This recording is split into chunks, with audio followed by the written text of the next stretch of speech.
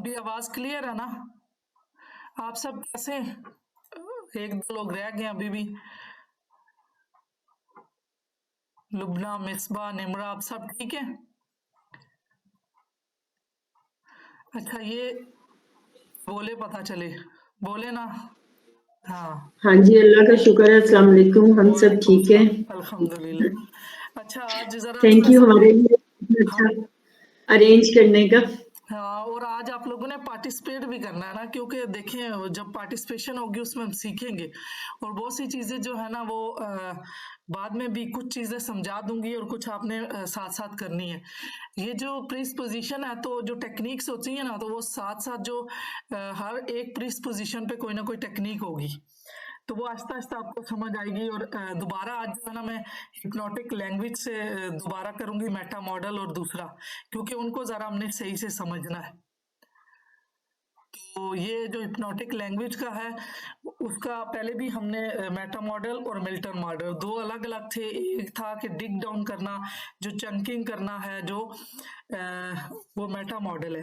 जो Milton model है जिसमें एच एरिक्सन है, वो ये करना था कि वो चीजों को एम्बिग्यूस रखना, आधी आधी चीजें बयान करना, जिससे सब कॉन्शियस को क्या सब कॉन्शियस में अप्रोच करना। उसमें ये था कि वो जो सुनने वाला है उसको डिटेल्स की जरूरत नहीं रहती, वो हायर से वो जो है ना वो डीपर स्टेट में जाता है। तो ये कब कब जाता है, किस किस वक्त होता है, ये चीजें जो है ना हम डिटेल में पढ़ेंगे। और ये होता क्या है, ये फिर से दो दो चीजें आना शुरू हो गई। अभी मैंने बच्चे से सर्च तो कराया था, आप लोगों को भी दो दो नजर आ रही है, एक एक है? ये जो स्लाइड्स हैं, एक ही है। अच्छा आपकी तरफ एक है, ठीक है, फिर सही है। तो सबसे पहले ये है कि हमने जो फिल्टर पढ़े थे जिसमें डिलीट, डिस्टॉर्शन, जर्नलाइजेशन है। अब इसके साथ साथ हमने ये मिल्टन मॉडल पढ़ना, मेटा मॉडल। तो मेटा मॉडल में हम किस तरीके से आम रूटीन में लोग किस तरह से ये लैंग्वेज यूज करते हैं। एक तो वो लाशोरी तौर पे उनको पता नहीं होता और वो ये यूज कर रहे होते हैं, उसमें बाज़ औक़ात नेगेटिव भी होती है। अब हमने जो पढ़ना है, जो एच एरिक्सन थे उन्होंने ये किया कि अब जो है ना डेलिबरेटली जो है ना पॉजिटिवली इसका यूजेज किया जाए। तो जो थेरेपिस्ट है तो उन्होंने इसको किस तरह इस्तेमाल करना है। बाकी इसका हम डिटेल में सारी चीजें पढ़ेंगे। ये है 15 जो है ना मेटा हिप्नोटिक लैंग्वेज है। तो इसके साथ मेटा मॉडल यूज होता है, लैंग्वेज ये है।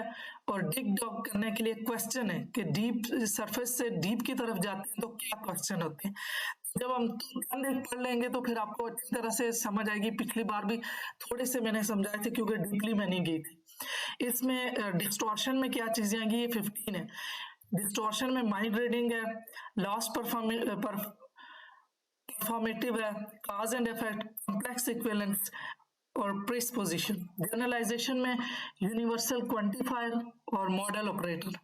डिलीशन में नॉर्मलाइजेशन, अनस्पेसिफाइड वर्ब और सिंपल डिलीशन। अब इनको हमने डिटेल में पढ़ना है कि ये क्या चीजें हैं ना।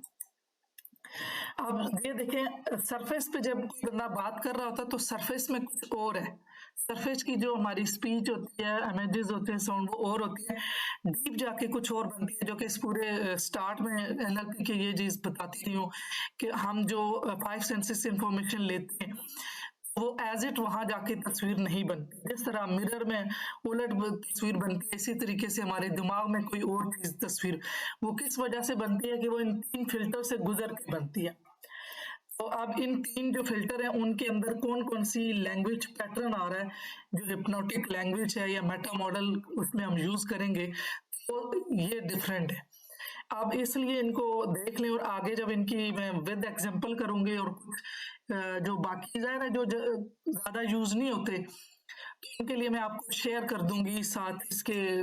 आपके ईमेल तो हैं ही हैं, जो मेरे पास इसका पूरा वो है हिप्नोटिक लैंग्वेज का 15 का 15 और एग्जांपल के साथ है। यहाँ पे मैंने चीजें की हैं और उन चंद की एग्जांपल भी दूंगी और समझ भी आएगी।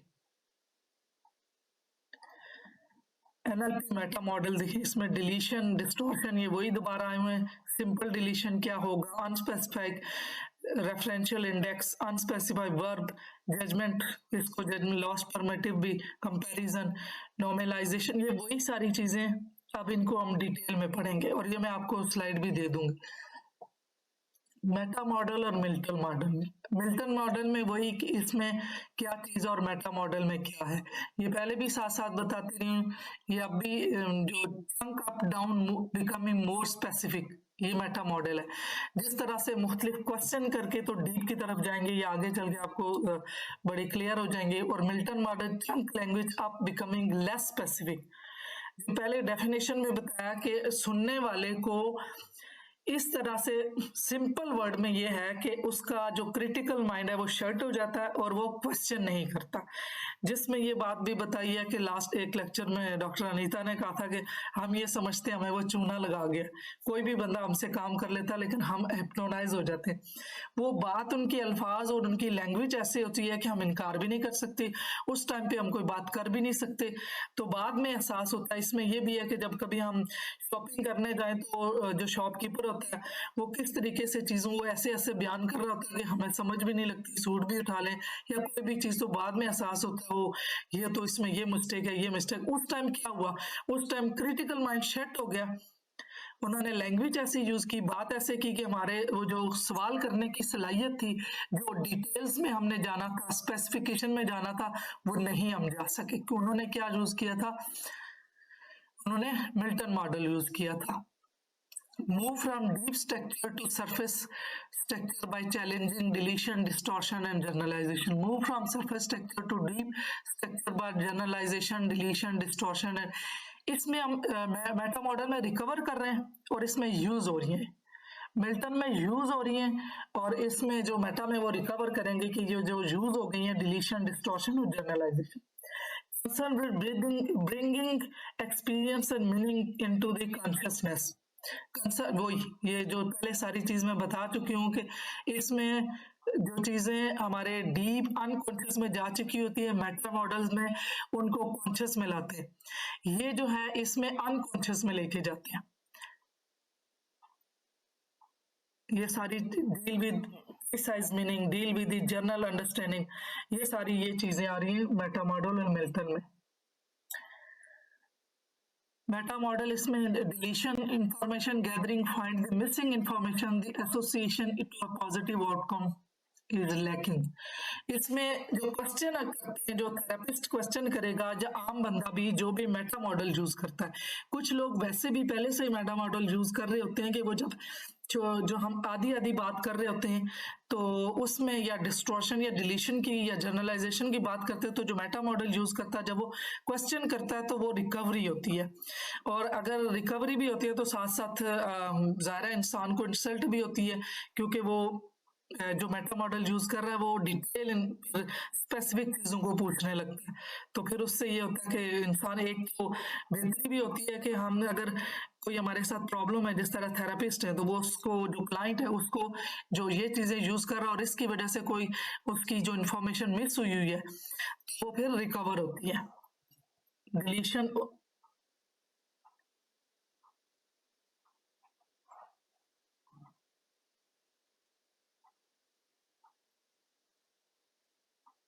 अच्छा इसमें डिस्टॉर्शन डिलीशन की ही दोबारा चीजें बताई हुई हैं कि डिस्टॉर्शन में क्या और जनरलाइजेशन में क्या है। जनरलाइजेशन में जो स्पीकर होता है वो जनरलाइज बात को कर देता है, वो अपनी जिम्मेदारी नहीं संभाल लेता। और इसमें आगे डिटेल आएगी, इसमें भी आगे से जनरलाइज यूनिवर्सल क्वांटिफायर है और एक दूसरा था, और उसमें भी आगे से दो है, एक नेसेसिटीज है और पॉसिबिलिटीज है। ये आगे हम जो है ना डिटेल में पढ़ेंगे कि नेसेसिटीज क्या है और पॉसिबिलिटीज क्या है। जहाँ पे हमें जरूरत नहीं होती वहां पे भी हम जो है ना नेसेसिटीज और पॉसिबिलिटीज लगा देते हैं हमारी लैंग्वेज में, फिर उसका हमें पता चल जाएगा तो हम बहुत अच्छे तरीके से यूज करेंगे।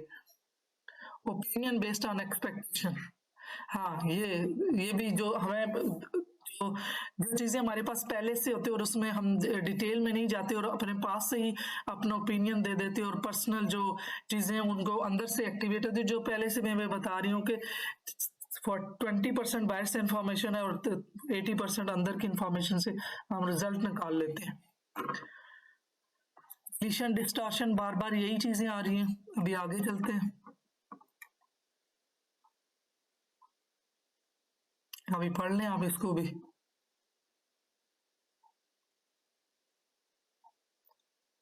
मेटाकॉग्निशन। ये देख लें कि इसकी एग्जांपल जो है, अब ये सारे पैटर्न है, ये एग्जांपल है और ये एक्शन है और ये क्वेश्चन टू रिकवर एग्जांपल जो है। और ये मेरी, हाँ मुझे थोड़ा सा मेरी मैं ग्लासेस या तो चेंज करती हूँ, आज पढ़े साथ साथ में एक्सप्लेन कर दूंगी, आप में से कोई पढ़ता जाए नॉर्मलाइजेशन, या फिर इस स्लाइड को बाद में कर लेते हैं। हम यूं करते हैं कि आगे चलते हैं एग्जाम्पल की तरफ, ये आपको इस वक्त ज्यादा समझ आएगी। इसको मैं दोबारा बाद में बता दूंगी, ये सारा टोटल है ना, तो मैं ये यूं करते हैं ना, यूनिवर्सल क्वांटिफायर, ये जनरलाइज में हमने पढ़ा था। अब मैंने वहां पे आपको बता दिया कि कौन सा किस में आ रहा है, कौन सा डिलीशन में आ रहा है, कौन सा जनरलाइजेशन में आ रहा है, कौन सा डिस्टॉर्शन में। अब हम ऐसे पढ़ेंगे और उसके बाद आइडेंटिफाई करेंगे कि ये कौन कौन सा है, ताकि मैं आपसे भी पूछूंगी कि ये किस में आएगा, फिर आपको होमवर्क में भी दूंगी कि कुछ और भी बना के लाएं ऐसे सेंटेंसेस जो कि डिलीशन में, डिस्टॉर्शन में आए, और इसमें से जो है ना कौन कौन से उसमें आएगा, काज इफेक्ट में आएगा, नॉर्मलाइजेशन में आएगा, किस में आएगा, वो आप समझ लेंगे। ये मतलब थोड़ा सा स्टार्ट में लगता है, लेकिन आहिस्ता आहिस्ता जब समझने लगते हैं तो बहुत अच्छे से ये चीजें समझ आती हैं। ये जनरलाइजेशन आया है जिसमें यूनिवर्सल क्वांटिफायर है, इसका मतलब है global talk. For example, you are always lying. अब एक एग्जांपल है कि कोई बंदा ये बात करता है कि आप हमेशा झूठ बोलते हैं, यू नेवर डिड दिस, आपने कभी ये काम नहीं किया। अब इसमें हम क्या कर रहे हैं कि हम स्पेसिफाई नहीं कर रहे, इसमें क्वेश्चन क्या होंगे और किस तरह से हम इसको वो रिकवर करेंगे। ये हमेशा जो यूनिवर्सल टॉक है, जो यूनिवर्सल क्वांटिफायर है, इसको हमें अच्छे काम के लिए और अच्छी बात के लिए यूज करना चाहिए। जिस तरह से अब ये नेगेटिव टॉक यूज हुआ है कि आप हमेशा से ही झूठ बोलते हैं, आपने कभी कुछ नहीं किया, तो इसके बदले में हम पॉजिटिव कोई जुमला बना सकते हैं। आप हमेशा ही जो कि एक पॉजिटिव और अच्छे काम के लिए, आप हमेशा ही अच्छे काम करते हैं। हम ये भी कह सकते हैं आपने हमेशा ही रिस्पॉन्सिबिलिटी दिखाई है। आप भी कोई जुमला आप मुझे अभी यहाँ से बता सकते। चलिए अभी थोड़ा सा आगे चलते ताकि आपको थोड़ी सी रेपो बने और समझ आए, तो फिर मैं आपसे क्वेश्चन इस तरह के जुमलों के लिए कहूंगी। अब इसमें दो चीजें, एक नेसेसिटी है जिसमें शुड और मस्ट यूज करते हैं। कुछ लोग जो है ना वो चीजें जरूरी नहीं भी होती, उसके साथ भी शुड लगाते हैं, और उसमें क्या हुआ, ये क्या हुआ, हिप्नोटिक लैंग्वेज। अगले का जब शुड और मस्ट लग गया तो इसका मतलब है कि वो क्रिटिकल माइंड खत्म हो गया कि ये तो बहुत जरूरी है और ये करना है। तो चाहे वो चीजें जरूरी नहीं है, तो कुछ लोगों को आदत होती है कि वो इमरजेंसी, ज़रा शुड और मस्ट आपको पता है कि कब लगाना है, और हम ऐसे ही लगा रहे होते हैं जिनमें वो जरूरत नहीं होती। तो अगले का माइंड जो है ना वो क्या हुआ, वो शेड हो गया, क्रिटिकल माइंड वो खत्म हो गया, वो सबकॉन्शियस में चला गया। उसके बाद शुड और मस्ट के बाद आपने जो वर्ड बोले, जो सेंटेंस बोले, उसके सबकॉन्शियस में गई। फिर पॉसिबिलिटी, इससे ये कैन आई कम सर। अब ये इसमें भी जो है ना हमें देखना चाहिए कि कहाँ हमने ऐसे जुमले बोलने और कौन हमसे बोल रहा है, तो उसको हमने कैसे करना। May I come, can I do this job, ये हमें क्रिटिकल माइंड को शेड कर रहा है। ये जुमला ये हमें स्पेसिफाई की तरफ नहीं लेके जा रहा है, ये अनस्पेसिफाई कर रहा है।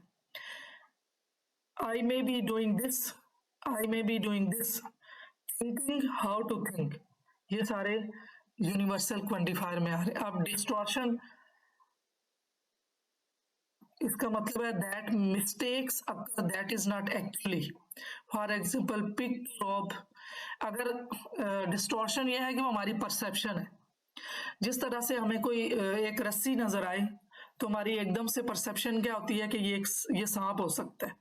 जमीन पे अगर पड़ा हुआ तो वो क्या है, वो हमारे माइंड में पहले से कोई ना कोई ऐसी चीज पड़ी हुई है, वो हमने सुना हुआ है कि अगर मैं लॉन में जाती हूँ तो मेरे माइंड में ये चीज है कि ग्रास पे सांप होते हैं।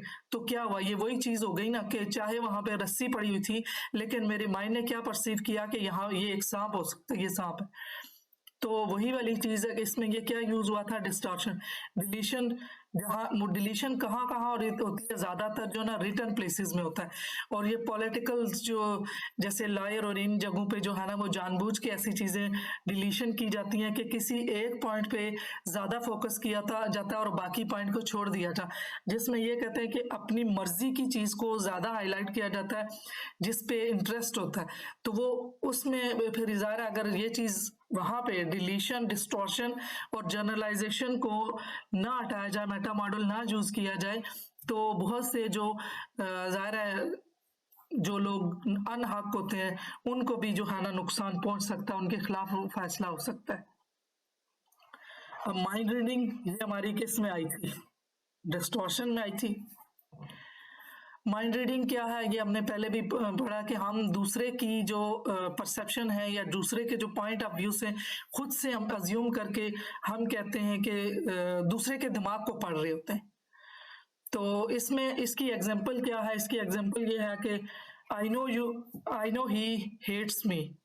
ये हम बड़े अच्छे से रिलेशनशिप में बड़ी जगहों पे हम खुद से अज्यूम कर रहे होते हैं।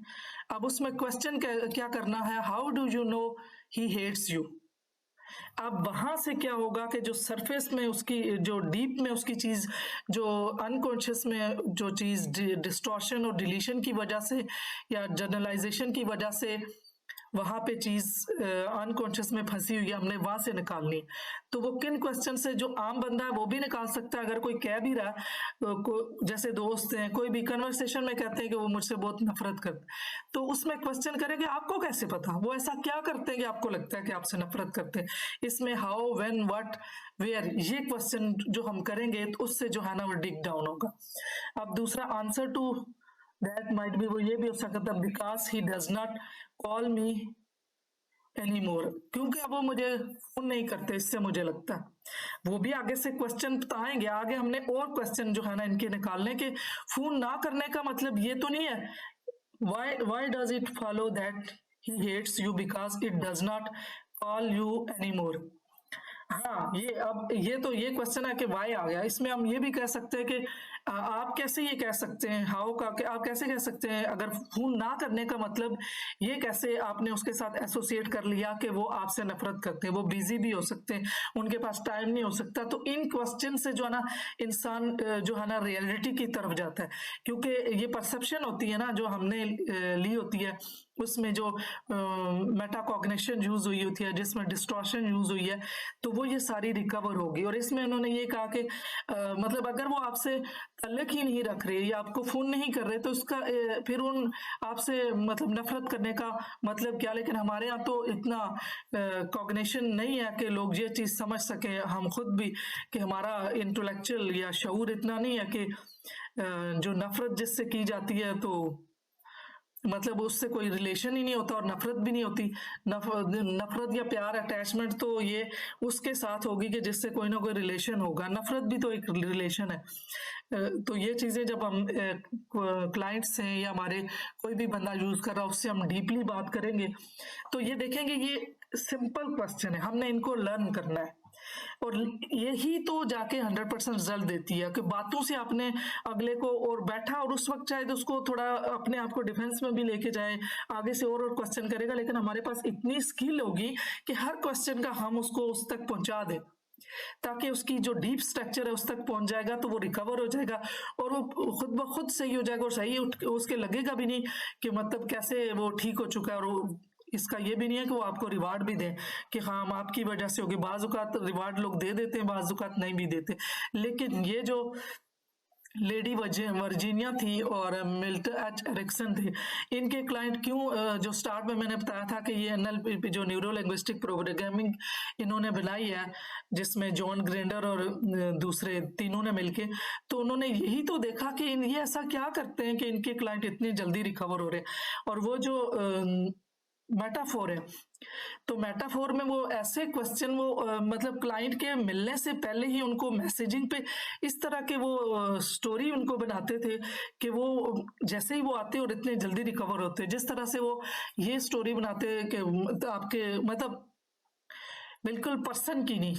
जिस तरह से टमाटर की वो मिसाल देते कि आपके गार्डन में टमाटर है तो उनको क्या क्या चीज की जरूरत है ग्रो करने के लिए, तो इस तरह से वो क्लाइंट के साथ स्टोरी बनाते कि क्लाइंट जो है ना एक तो उस मेटाफोर से ठीक हो जाते हैं, फिर मेटा मॉडल, तो बाकी रह गई तो वो जो थेरेपी वो करते थे वो तो मतलब ये प्रॉपर एनएलपी तो इन्होंने जो है ना वो प्रिपेयर की कि जिसमें ये सारी चीजें डाल दी। तो जो लेडी वर्जीनिया थी वो भी फैमिली थेरेपिस्ट, जो मैंने बताया कि उसने फैमिली थेरेपी जो है ना इंट्रोड्यूस की, और पहली वो खातून है जिसने इस चीज पे गौर किया कि अगर क्लाइंट को ठीक करना है तो साथ उसकी फैमिली का भी जो है ना उसके साथ भी टॉक होनी चाहिए और उनको भी काउंसलिंग होनी चाहिए। तो यही इस तरह के क्वेश्चन है और हमने ये सीखना है कि हमने पूछना क्या है। जब हमने ये चीजें हम उस वक्त न्यूट्रल हो जाएंगे, हमारी अपनी जात नहीं होगी कि हम बिल्कुल जो भी हम 1 to 1 हो रहे, तो हमने वो कुछ अरसा तो इंसान को लगता है और कुछ टाइम के बाद तो उसे पता भी नहीं चल रहा होता कि वो मतलब थेरेपी के दौरान कौन कौन सा मॉडल यूज कर दिया, उसमें मोडेलिटीज भी यूज कर ली, उसमें जो वो चीजें थी प्रीडिकेट्स, वो जो जैसे बंदा प्रीडिकेट्स बोलता है वो भी यूज कर लिए, और ये सारी की सारी चीजें सीखने में टाइम लगा। और जब थेरेपी हो रही होती है तो उसमें पता ही नहीं कहाँ हिप्नोटिक लैंग्वेज यूज हो गई, कहाँ पे ये चीजें यूज हो गई, और बड़े आसानी से मतलब ये हो गया। ये वही उर्दू में है, आप पढ़ लें इसको।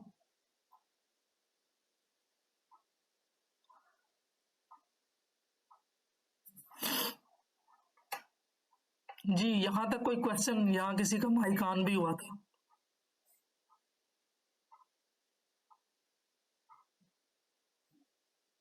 जी आगे चले। ये दूसरा था, पहला माइंड रीडिंग था, दूसरा है लॉस्ट परफॉर्मेटिव। इसका मतलब है कारकर्दगी का मुजाहरा खो दिया। इसके बाद है नॉमिलाइजेशन। तो अब इसमें इसको भी उर्दू वाले में कर दूं।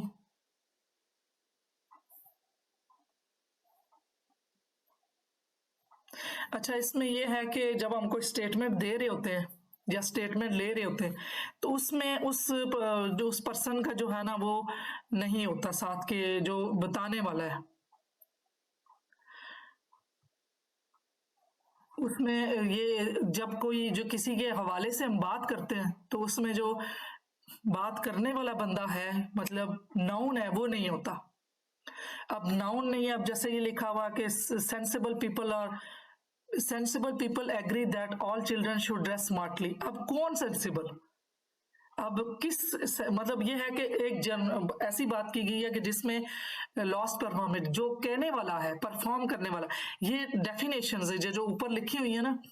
तो ये lost performative occurs when a value judgement is made without saying who made this judgement. अब इनके जब हमें मीनिंग पता चल जाएंगे तो फिर हमें ये बड़ा आसानी से पता भी चलेगा कि कौन सा बंदा या मैं या दूसरे कौन कौन सी जो है हिप्नोटिक लैंग्वेज यूज कर रहे हैं और फिर हमने कैसे यूज करनी है। अब जब हम थेरेपी में एक स्क्रिप्ट बनाते हैं कि जब हमने किसी क्लाइंट को उसका पहले हमने देखना है कि इसका प्रॉब्लम क्या है। 1-2 सेशन में जब हम हिस्ट्री लेते हैं तो हिस्ट्री में पता चल जाता है कि ये बंदा क्या क्या क्या इसका इश्यू है, कहाँ ये जनरलाइज कर रहा है, कहाँ डिलीशन यूज कर रहा है, कहाँ डिस्टॉर्शन यूज कर रहा है। एक तो वो साथ साथ हम मेटा मॉडल यूज करते रहेंगे कि उसको क्वेश्चनिंग करेंगे, फिर जो हमने साथ जिस तरह से स्क्रिप्ट, उसके लिए जो स्क्रिप्ट हमने बोलना है जो हिप्नोटिक स्टेट में ले जाके, क्योंकि एनएलपी और हिप्नोटिक स्टेट ये दोनों साइड बाय साइड काम करती हैं, ये अकेले थोड़ा कम, अगर इकट्ठा इनको यूज किया जाए तो उनका रिजल्ट बहुत अच्छा आता है। तो इसमें कोई ऐसी वो जैसे हिप्नोसिस के लिए या हिप्नोटिज्म के लिए बहुत एक मिथ्स है कि ये ऐसी चीज है कि इस तरह के लोगों को करते हैं, तो ऐसा है नहीं। अभी आपने कुछ चीजें देख भी ली और इस कोर्स के जो हिप्नोसिस का कोर्स है जब वो करते हैं तो उसमें भी पता चलता कि ये कोई भी ऐसी वो चीज नहीं है, क्योंकि जब तक इंसान खुद कॉन्शियसली सुनता है, खुद उन चीज़ों को जो है ना एक्सेप्ट करता है। ऐसा नहीं है कि बिल्कुल बंदा बेहोश हो जाता है या उसको बिल्कुल सुला दिया जाता है। वो डायरेक्ट इंडक्शन होती है, लेकिन उसके भी अलग से ही उसमें भी क्लाइंट विलिंग होगा तो इंडक्शन होगी ना, कि मैं जो है ना मुझे आप हिप्नोसिस में लेके जाएं और मेरे माइंड में जो है ना ये जो पहले से चीज़ें उनको निकाल दें और नई ये वाली डाल दें। तो एनी हाउ ये विलिंगनेस से होता है, जो है ना अनविलिंगली किसी के साथ भी हिप्नोसिस वाला प्रोसेस नहीं होता। तो उसमें उसके लिए भी ये ज़रूरी है कि जब हम क्लाइंट से सारी ले लेंगे हिस्ट्री और हमें पता चल जाएगा कि इसका यहाँ प्रॉब्लम है, तो उसके लिए जो हमने स्क्रिप्ट बनाना है, ये हम खुद भी स्क्रिप्ट बनाएंगे अकॉर्डिंगली टू हर क्लाइंट के। तो वो स्क्रिप्ट हम जब बोलते हैं तो उसके लिए हमने हिप्नोटिक लैंग्वेज वहाँ यूज़ करनी है। तो जिस तरह के ये है कि उसमें ये लास्ट और नॉन में परफॉर्मेटिव भी यूज करनी है, जर्नलाइजेशन भी, डिलीशन भी, ताकि हम उसके सब कॉन्शियस तक अप्रोच हासिल कर सकें और उसको फिर जो हम उसका जो इश्यू है उसको रिजॉल्व कर सकें। अब देखें, क्वेश्चन है कि किसके अकॉर्डिंग जो है ना ये मतलब किसने कहा है, कौन कह रहा है कि जो सेंसिबल जो बच्चे होते हैं तो वो स्मार्टली ड्रेस करते हैं। ये सारी चीजें जो है ना ये वही अगेन के क्वेश्चन ऐसे करने हैं। देखिए, समझदार लोग इस बात पर मुत्फिक हैं कि तमाम बच्चों को होशियार लिबास पहनना चाहिए। पूछने के लिए सवालात, किसके मुताबिक समझदार? आप कैसे जानते हैं कि वो समझदार है? आप कैसे जानते हैं कि बच्चों को होशियार लिबास पहनना चाहिए? ये क्वेश्चन होंगे। और वैसे भी जो क्वेश्चन है, मैंने उस जो पिछला लेक्चर सबको दिए थे उसमें भी बताया था कि जब क्वेश्चन करते हैं तो हमारे दिमाग में सिर्फ 5 से 7 और कुछ जो जीनियस लोग हैं उनके 7 से 9 चंक उनका जवाब दे सकता है हमारा कॉन्शियस। उसके बाद जब जवाब नहीं होते तो हमारा कॉन्शियस जो है सब कॉन्शियस के हवाले कर देता है, मीन्स वो गेट खोल देता है। अब गेट खोल दिया तो अब जब गेट खुल गया, बंदा सब कॉन्शियस में हो गया, तो उसमें जो जो बातें हमें उसकी बेहतरी के लिए हमने वो बोलनी है। तो हमें तो रोज ही रूटीन में ही हमें पॉजिटिव बोलना चाहिए, किसी को डिस्करेज नहीं करना चाहिए, किसी की इंसल्ट नहीं करनी चाहिए, किसी की जो है ना सेल्फ एस्टीम लो नहीं करनी चाहिए। अगर हमने कोई बात कहनी भी है तो वही मेटाफोर यूज कर लें, कोई कहानी सुना दें, वो अकॉर्डिंग टू सुजेस्टेबिलिटी, कि किसी की सुजेस्टेबिलिटी विजुअल है तो उसको किस तरह की हमने मेटाफोर सुनानी है, किसी की सुजेस्टेबिलिटी इमोशनल है तो उसको कैसे देनी है। अगर आपको वो चीज़ें थोड़ी रिवीजन करनी है तो फिर आप क्वेश्चन करना, अगर समझ है तो उस पर टाइम नहीं ज़ाया करते, क्योंकि वो चीज़ें पहले हो चुकी हैं और नई चीज़ें सीखते हैं। और ये वाली स्लाइड भी दे दूंगी ताकि आपको और सीखने में आसानी हो। अब ये नॉर्मलाइजेशन इसमें कब होता है कि this occur when a verb has been turn into a being, into a thing or an object, so the meaning is lost. I need more respect, इसको भी उर्दू में करें। ये इस वक्त होती है ना, इसको जो है नामजदगी इस वक्त होती है जब किसी इसम को, जब किसी फेल को इसम बना दिया जाता है जो इसे अमल के बजाय किसी चीज की तरह जाहिर करता है। हमें मजीद मुआसलात की जरूरत है। पूछने के लिए सवालात, अगर आपके पास होता तो आपको कैसे पता चलेगा? ये कैसा लगता है? ये किस तरह महसूस होता है? ये एक बेहतर बयान ये होता है कि हमें ज्यादा मुस्तर तरीके से बातचीत करने के काबिल होने की जरूरत है। अब ये सारे के सारे हमने, और आप इसमें से देखेंगे बहुत सारे लोग जो है ना वो हिप्नोटिक लैंग्वेज यूज भी करते हैं। अगर आपने कोई एक बात कही तो वो उस पर बहुत सवालात करते हैं। बहुत जो एडिटरी डिजिटल लोग होते हैं ना, एडी वाले, वो बहुत जो है ना मेटा मॉडल यूज करते हैं। वो खुद तो उनकी डिलीट डिस्टॉर्शन तीनों उनके अंदर होती हैं। मतलब ये जरूरी नहीं है कि सब में हूं, लेकिन ऐसा है कि उनमें ये चीजें होती हैं सब में, और वो यूज खुद जो है ना मेटा मॉडल करते हैं कि वो क्वेश्चनिंग बहुत करते हैं।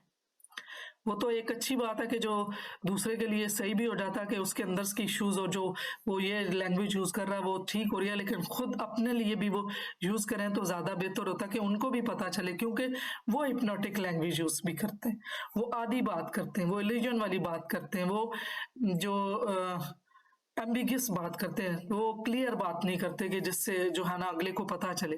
तो फिर जब वो आधी बात करते हैं तो वो फिर साथ में जब नेगेटिव बात करते हैं, वो चाहे पेरेंट्स हैं, चाहे कुलीग्स हैं, चाहे कोई रिलेशनशिप में है, चाहे टीचर है, तो वो फिर बेड़ा गर्क होता है, क्योंकि वो जब हिप्नोटिक लैंग्वेज यूज हो गई और साथ जो दूसरा लफ्ज बोल दिया, तो वो उस इंसान के दिमाग में वो डायरेक्ट चला जाता है कि इंसान को अपनी ज़ात से भी नफरत हो जाती है, क्योंकि उसे पता नहीं था कि उसने जब ये पहली बात की है तो अगले का उस वक्त क्रिटिकल माइंड सेट हो गया, साथ ही उसने दूसरी ऐसी बात कर दी, तुम तो हमेशा ही ऐसे करते हो, तुम तो हो ही निकम्मे।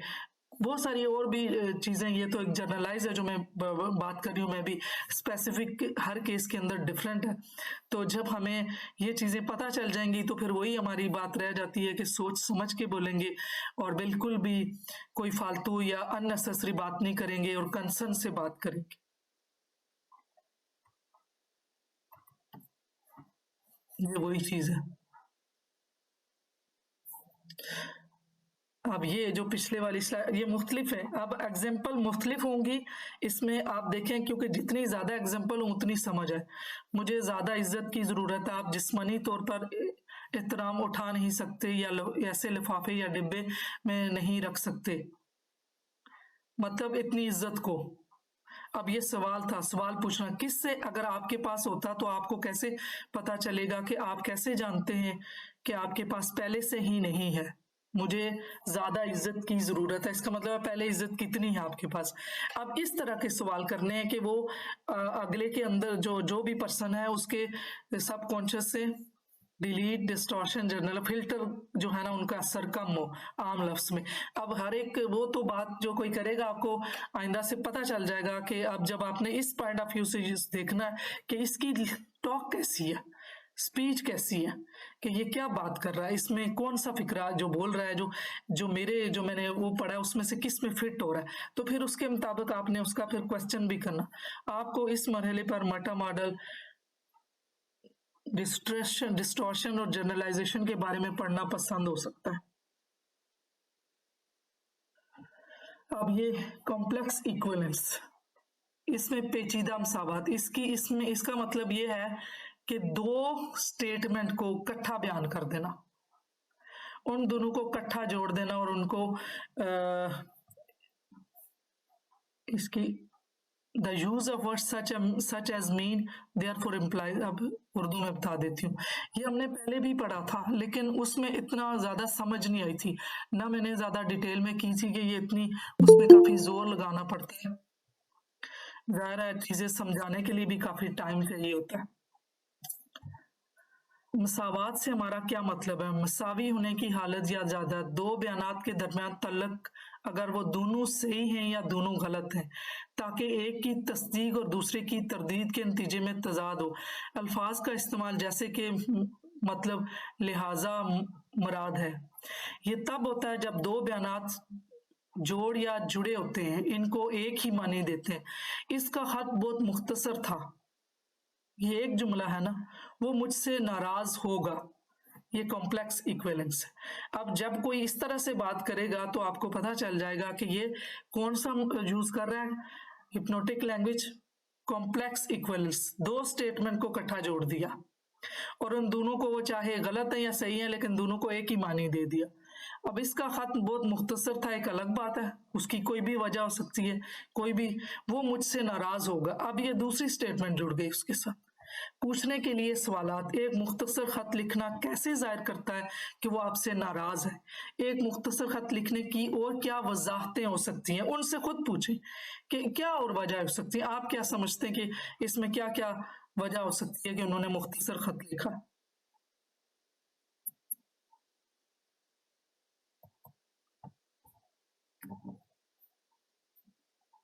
जब मैंने आज सुबह इसे सड़क के पार देखा तो इसने मुझसे हाथ नहीं उठाया, मतलब इसलिए कि वो मुझे नजरअंदाज कर रही है। अब ये ऐसे होता है, हम खुद से कितनी चीजें, ये देखें माइंड रीडिंग में कि वो, अब ये कॉम्प्लेक्स इक्विवेलेंस में भी है, साथ माइंड रीडिंग भी आ रहा है कि खुद से, कि अगला वाला जुमला तो उससे खुद से आ रहा है कि वो मुझे नजरअंदाज कर रही है। अब अगर सड़क पार वो गुजर रही है तो मुझे उसने नहीं देखा या मेरी तरफ हाथ नहीं लाया, तो उसने खुद से इसके दूसरा जुमला क्या जोड़ दिया, ये दो स्टेटमेंट है, इसलिए कि मुझे नजरअंदाज करे। पूछने के लिए सवालात, लहराने से ये कैसे जाहिर नहीं होता कि वो आपको नजरअंदाज कर रही थी? ना हिलाने की और क्या वजाहतें हो सकती हैं? लहराना आपको नजरअंदाज करने से कैसे जुड़ा हुआ नहीं है? ये हमने सवाल करने। अब इस पोजीशन, ये 5 हैं, कुछ कुछ एक्सप्लेन करूंगी, बाकी के जो हैं वो मैं आपको दूंगी टास्क और आपने खुद करना है कि ये क्या क्या है और कैसे है। क्योंकि अगर मैं पूरे 15 के साथ यही चलती रही तो अभी टेक्निक्स भी बतानी है। तो ये पैटर्न आपको समझ आ गई है और बाकी चीजें आपको जो है ना पता चलेंगी। ये है जुबान के नमूने, फर्जी तस्वुरात या मफरूजात। वो फर्ज करते हैं कि जुमले को समझने के लिए कुछ सच है। कल रात तुमने अपनी बीवी को कितनी बार मारा? पूछने के लिए सवालात। आपको क्या लगता है कि मैं शादीशुदा हूं? आपको कैसे मालूम कि मैं कल रात अपनी बीवी के साथ था? आपको क्या लगता है कि मैं अपनी बीवी को बिल्कुल मारता हूं? ये देखें, मैंने पहले भी बताया था कुछ चीजें जो कोर्ट और लायर और इन चीजों में भी होती है। तो ये चीजें इसीलिए लायर ऐसे होते हैं कि वो चाहें तो स्याह को सफेद और सफेद को स्याह कर सकते हैं, क्योंकि जब इस जुबान की महारत आ जाती है ना तो ये आम बंदे को नहीं पता चलता।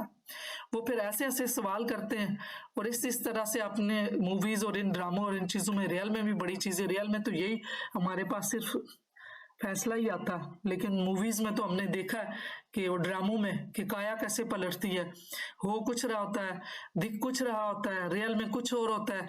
और जो लॉयर होता है, जो वकीला होती है या वकील होते हैं, वो कैसे फैसले को किस तरफ मोड़ दे देते हैं। वो मेटा मॉडल ही यूज हो रहा था। वो ऐसे क्वेश्चनिंग होती है कि जो डील डिस्टॉर्शन है वो रिकवर करते हैं और इस तरह के सवाल करते हैं। देखें, अब अगर किसी बंदे को कल रात तुमने अपनी बीवी को, अगर ये तो ऐसे भी हो सकता है कि बीवी आके कंप्लेन करे कि मुझे इसने मारा है।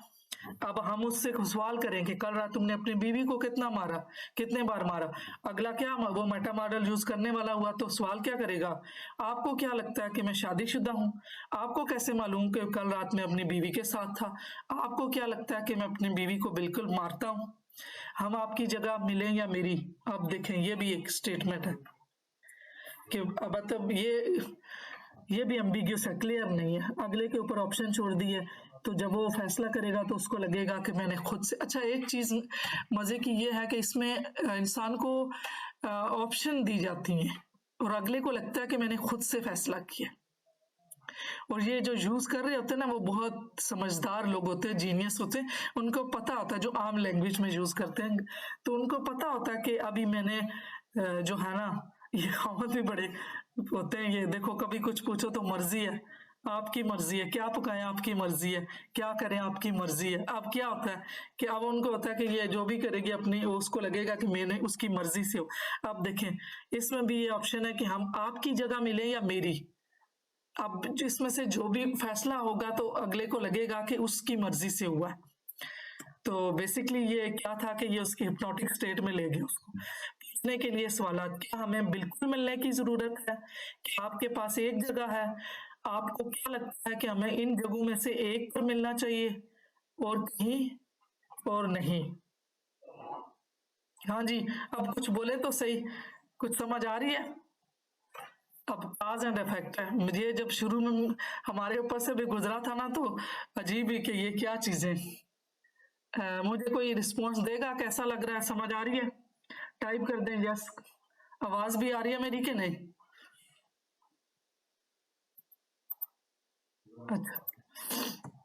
अच्छा, yes, no question yet, good, nice, wonderful, great. अब आ गया है कि काज एंड इफेक्ट।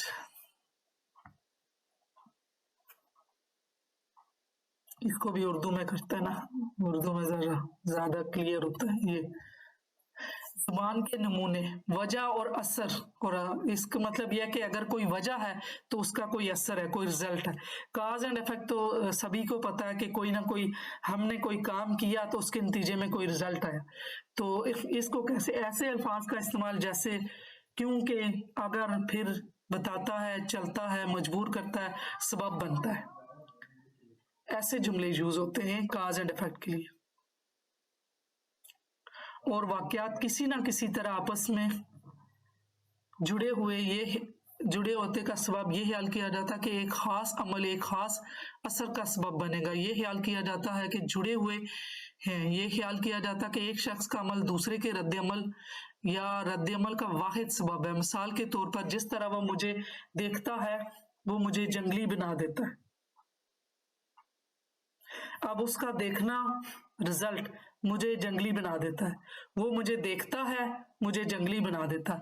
ये वजह है, ये काज है और ये इफेक्ट है। ये वजह है, रीजन है और ये रिजल्ट है। पूछने के लिए सवालात, वो जिस तरह से आपको देखता है वो आपको जंगली बना देता। क्या होता है कि जब वो आपको देखता है जो आपको जंगली बना देता है, मतलब ऐसा क्या होता है? मैं बोलने जा रहा था, ये दूसरा एग्जांपल है, मैं बोलने जा रहा था लेकिन मुझे मालूम था कि इससे कोई फर्क नहीं पड़ेगा। ये जुमले तो सुने गए बहुत ज्यादा कि मेरे बोलने का फायदा क्या है, मुझे पता है इससे कोई फर्क नहीं पड़ना। ये भी हिप्नोटिक है। इसमें पूछने के लिए सवालात, क्या इससे कोई फर्क नहीं पड़ता? आप कैसे जानते हैं कि बोलने से कोई फर्क नहीं पड़ता? एक तो ये है कि ये देखिए रिपीट किया उसी का जुमला, क्या इससे कोई फर्क नहीं पड़ता?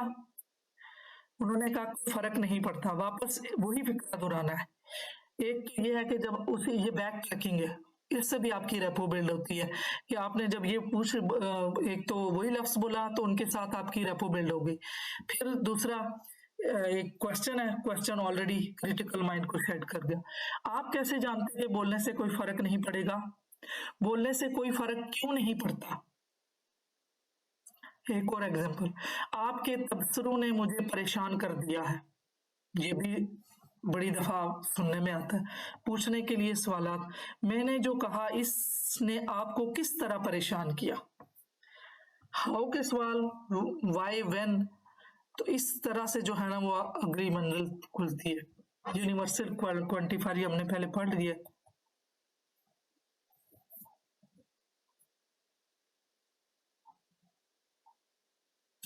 ये यूनिवर्सल क्वांटिफायर देखें, इसमें वजूदी, जब हम कोई नाखुशगवार तजर्बा होता है जब हमें, या जैसे हम खराब के तौर पर बयान करते हैं तो हम डरते हैं कि ये दोबारा हो जाएगा। हम यकीन रखते हैं कि एक वाहिद तजर्बा मुतल्लक सच्चाई की नुमाइंदगी कर सकता है।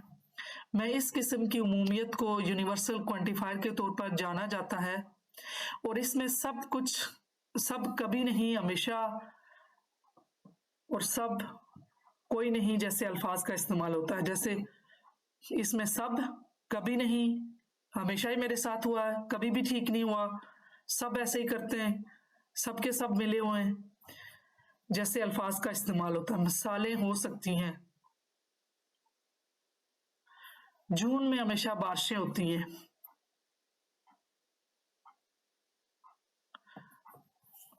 ये तमाम बदतमीज होती है। पिछला स्लाइड देखती हूँ, कौन बदतमीज होते हैं? ये जनरलाइजेशन की है, वो मैंने जनरलाइजेशन में बताया भी था, दो किस्म की हैं।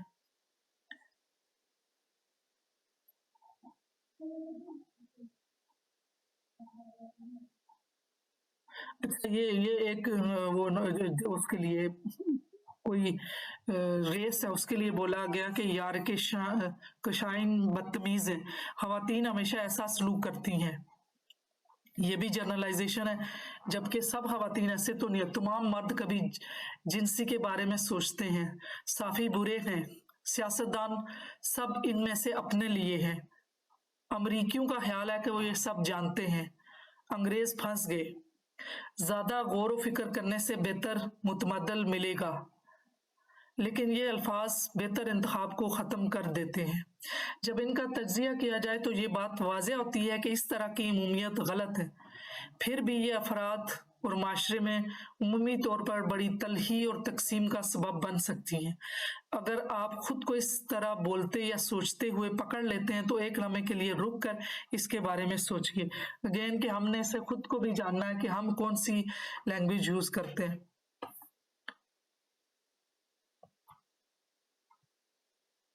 अच्छा, इसमें मैं थोड़ा सा मैंने लिखा था वो भी इस जनरलाइजेशन के बारे में।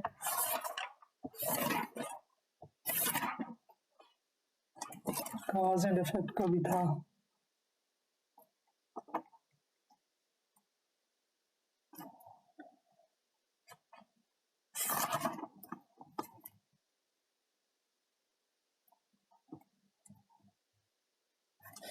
हाँ, जो लॉस परमिटिविटी में भी था कि जिस तरह से हम अक्सर लोगों को बताते हैं कि ये जो है ना ये फलां जगह से ऑर्डर आए, अब स्पेसिफाई नहीं होता किसके ऑर्डर है।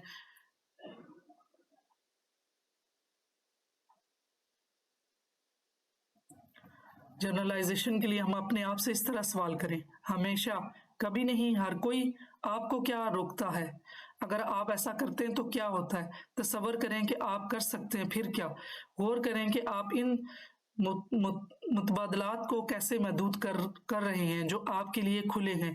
गौर से सोचिए क्या मुमकिन है और क्या नामुमकिन है।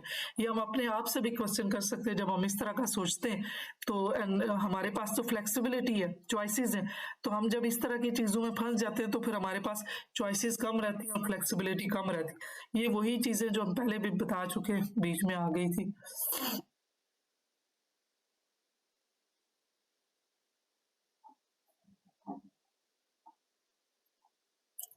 हम बहुत कम वक्त में मालूमात के हज़ारों टुकड़ों को फ़िल्टर करते हैं। हम अपनी कम्युनिकेशन में ज़बान को मुंतखब तौर पर जज़्ब कर देते हैं ताकि दूसरे को खुला को पुर करने के लिए छोड़ दिया जाए।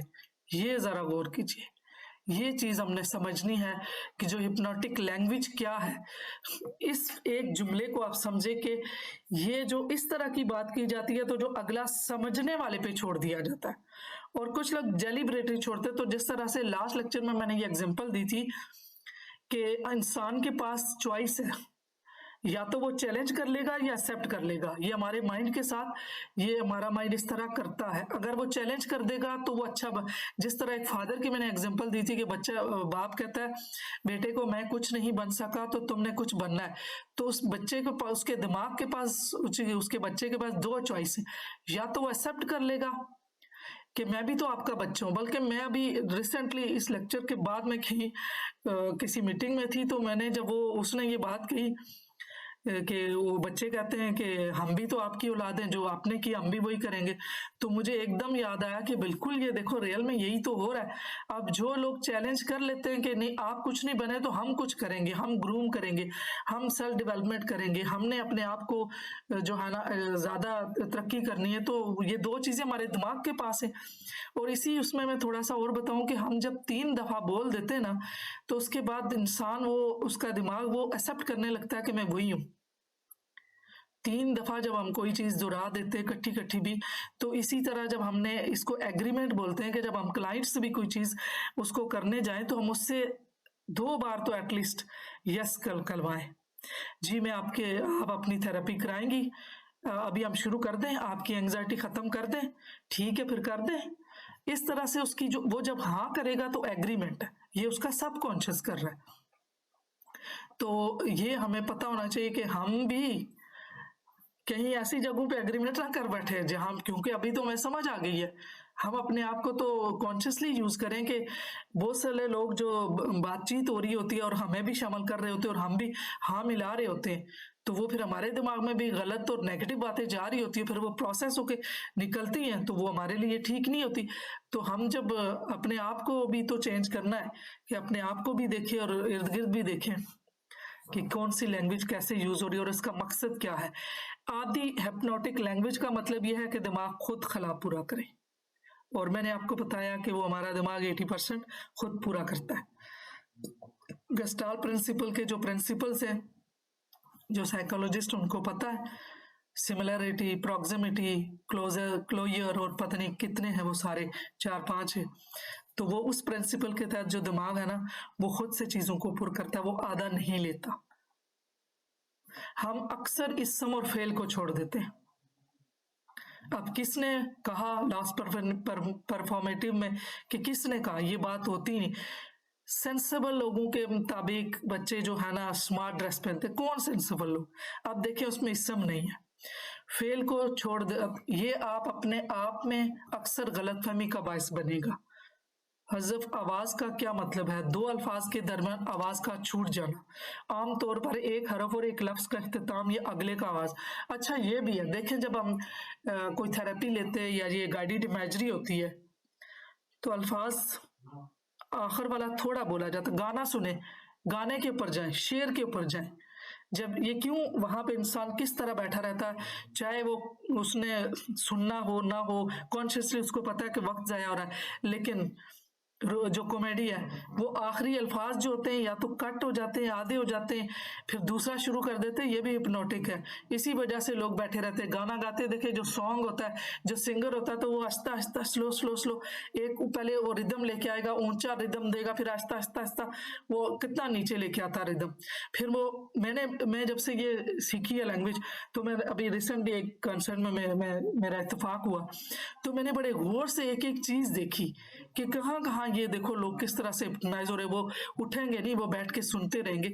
तो मैंने देखा कि ये देखो, जब वो अपना सुर नीचे लेके जा रहा है, नीचे लेके जा रहा है, वो बिल्कुल इतना छोटा लफ्ज किया, वहीं से ऊपर की। तो ये चीजें कि हमारा जब ये हमारी हिप्नोटिक लैंग्वेज है कि जब हमने किसी को इम्प्रेस करना, जिसकी थेरेपी करनी है, जिसको बात समझानी है, तो उसको वेव्स में बतानी है, आवाज ऊंची नीची, आवाज ऊंची नीची हो गई, फिर देखें अल्फाज का आखिर अल्फाज कम कर देना, छोड़ देना, तो ये हमारी जो है ना अफेक्ट करेगा। अब डिलीशन आ गई है, क्या टाइम हुआ, 9 बज गए। आप पढ़ें तो इसको, आप में से कोई पढ़े, बात तो वही है, बस वो है, जो बीच में एक्सप्लेनेशन होगी मैं करूंगी। कौन पढ़ेगा? कोई पढ़े। मुझे ऐसे लगता है कि मैं अकेली बोल रही हूँ, इसलिए मैं कहती हूँ कोई ना कोई पढ़े। जी, कौन पढ़ेगा? कितने बंदे? 5 4? मिसबा आप पढ़ेंगी, लुबना पढ़ेगी, निमरा पढ़ेगी, कोई पढ़े? पढ़ देती हूँ, मैं पढ़ जी देती पढ़े, क्योंकि मुझे लगता है कि मैं ही सादा बोल रही हूँ। नहीं, हम आपको सुन रहे हैं। जी बिल्कुल। सादा हज़फ करने की मिसालें। एक सादा हज़फ वो है जिसमें लापता या नाकाफ़ी मालूमात हों। मैं सफ़र कर रहा हूँ। आप सिंपल डिलीशन बोलो ताकि हमें ये याद भी रहेगा। हदफ तो अच्छा। किसी को भी याद नहीं रहेगा ना। ओके। पूछने के लिए सवालात। आप कहाँ सफ़र कर रहे हैं? आपने कब सफ़र किया? आपने सफ़र कैसे किया? क्या आप अकेले थे या किसी और के साथ या दूसरों के साथ? सुनो, सवाल पूछना किसके लिए? तुम बहुत अच्छे हो। पूछने के लिए सवालात। किस चीज़ पर? तुम्हें कैसे पता कि मैं बहुत अच्छा हूँ? मैं नहीं जानता। पूछने के लिए सवालात। नहीं जानते क्या? आप कैसे जानते हैं कि आप नहीं जानते? मेरे बाजू में चोट लगी है। और फिर है सवालात। कौन सा बाजू? आपने इसे कैसे तकलीफ दी? अब ये है कि ये सिंपल वर्ड है। देखो, इन्होंने कहा सुनो, सवाल के आगे से आया किसके लिए? तुम बहुत अच्छे हो। अब किस चीज पर? आप इसमें देखें, जैसे मैंने यहाँ पे बताया भी था कि अम्ब्रेला तारीफ कर रहे होते हैं। अब स्पेसिफिक, हमारे सब उसको स्पेसिफिकेशन चाहिए। हम कह रहे होते आप बहुत अच्छे। अब देखा सवाल क्या है, किस चीज पर? तुम्हें कैसे पता चला मैं बहुत अच्छा हूँ? अब हमने उसको स्पेसिफाई करना है कि आपने ये काम अच्छा किया जो मेरे लिए मैं प्राउड हूँ बच्चों के हवाले से, या अपने रिलेशनशिप में भी हम वो एक स्पेसिफिक वही जो रीइंफोर्समेंट है कि टाइमली रीइंफोर्स, वो साथ बता के कि हमने उस टाइम पे उसको बताना कि ये काम आपने अच्छा किया। क्योंकि देखा ना, अब जो सिर्फ तुम बहुत अच्छे हो तो वो हिप्नोटिक लैंग्वेज है। किसके लिए? वो खुद से सोचेगा। खुद से सोचने के लिए जो खुला पुर करेगा, तो उस खुला को पुर करने के लिए एक जब हम बोले, हमारी जिम्मेदारी है कि हम पूरी बात करें। और अगर कोई बोल रहा है तो उसकी भी फिर वजाहत उससे क्वेश्चन करके करें डिटेल में।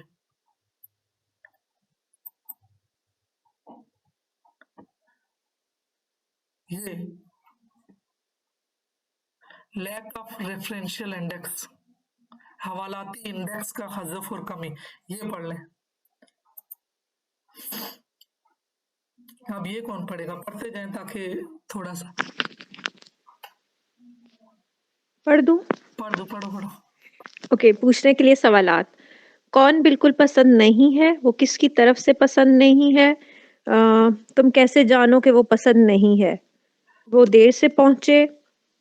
पूछने के लिए सवालात। देर से कौन पहुंचा? कितनी देर? गैर मुतय्यन फ़ेल ये काम में मसाइल पैदा कर रहा है।